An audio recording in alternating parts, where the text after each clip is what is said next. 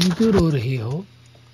پاپا مجھے لینے نہیں آئے، کہا بھی تھا 5 بجے پیپر ٹائم اوور ہو جائے گا۔ مجھے تو گھر کا راستہ بھی نہیں معلوم۔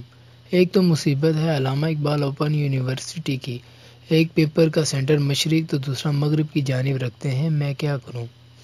پریشان ہونے کی ضرورت نہیں، تمہیں پاپا کا موبائل نمبر تو یاد ہوگا نا، یہ لو تم کال کر لو۔ ویسے تمہارا نام کیا ہے؟ میرا نام اسما ہے، اور آپ کا نام؟ میرا نام بسمہ ہے۔ چلو جلدی سے اپنے پاپا کو کال کر کے بتاؤ تم فری ہو گئی ہو۔ اسما نے اپنے پاپا کو کال کی تو انہوں نے کہا بیٹی رکشے پہ بیٹھ کر آ جاؤ، یہاں سب روڈ بلاک ہیں، کنٹینرز لگے ہوئے ہیں، میں تمہیں لینے نہیں آ سکتا۔ اسما اب اور زور سے رونے لگی تو بسمہ نے اسے تسلی دیتے ہوئے کہا پریشان مت ہو، میرا بھائی آ رہا ہے، وہ تمہیں ڈراپ کر دے گا۔ بسمہ کا بھائی آ گیا تو بسمہ نے اسما کا حال سنایا تو وہ کہنے لگا کوئی بات نہیں، بائک پر آپ دونوں کو بٹھا لیتا ہوں، ویسے اسما آپ کہاں ہیں؟ بھائی مجھے اپنے گھر کا راستہ معلوم نہیں۔ او یہ تو بہت پرابلم والی بات ہے، چلیں کوئی بات نہیں، کچھ تو پتہ ہوگا وہاں قریب کوئی نشانی کسی روڈ کا نام۔ اسما کہنے لگی ہاں اتنا معلوم ہے سر سید روڈ ہے، بس اور معلوم نہیں۔ ٹھیک ہے آپ پریشان مت ہوں، میں آپ کو گھر پہنچا دوں گا، سر سید روڈ سے پہلے میرا گھر آتا ہے، وہاں اپنی بہن کو اتار دوں گا، پھر آپ کو بھی چھوڑاؤں گا۔ اس نے اپنی بہن بسمہ کو گھر ڈراپ کر دیا، پھر اسما کو اس کی منزل تک پہنچانے کے لیے بائک پر سوار ہوا۔ وہ حیران ہو رہا تھا، بائک متوازن حالت میں نہیں چل پا رہا، بائک کبھی دائیں تو کبھی بائیں جانب گرنے کی کوشش کر رہا تھا۔ وہ رکا اور بائک کے ٹائر دیکھنے لگا، کہیں پنکچر تو نہیں، مگر ایسا کچھ بھی نہیں تھا۔ وہ پھر سے چل پڑا، مگر بائک کی حالت ویسی ہی تھی۔ اچانک اس نے غور کیا تو پتہ چلا اسما کانپ رہی تھی، جس کی وجہ سے بائک کی پوزیشن بدل رہی تھی۔ وہ نہایت مؤدبانہ انداز سے بولا اسما جیسے آپ کسی کی بہن ہو ایسے ہی میری بھی کوئی بہن ہے، آج جیسے آپ مصیبت میں پڑ گئی کل کو میری بہن بھی مصیبت میں پڑ سکتی ہے۔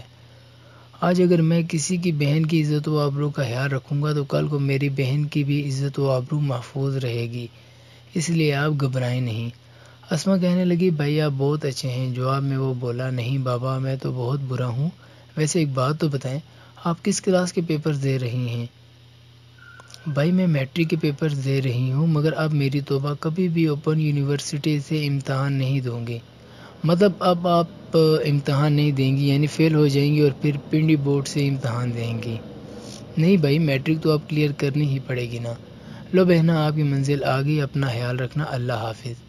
ایک شریف لڑکی جب مجبور ہو کر کسی اجنبی کے ساتھ بیٹھ جائے تو بہت ڈر سے جاتی ہے، لیکن اس کے الفاظ ہی ایسے تھے جنہوں نے اسما کے دل سے خوف نکال دیا تھا۔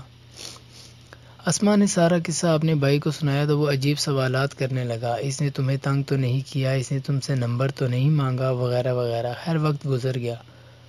اسما کا بھائی لڑکیوں کو چھیڑنے کی غرض سے گرلز کالج گیا، وہاں کوئی لڑکی روتی ہوئی اس نے پائی تو اس کے پاس آ گیا اور رونے کی وجہ پوچھی تو کہنے لگی میرا بھائی مجھے لینے آتا مگر اس کا بائک خراب ہو گیا ہے، دل میں بغض رکھے اس نے بائک پر بٹھا لیا۔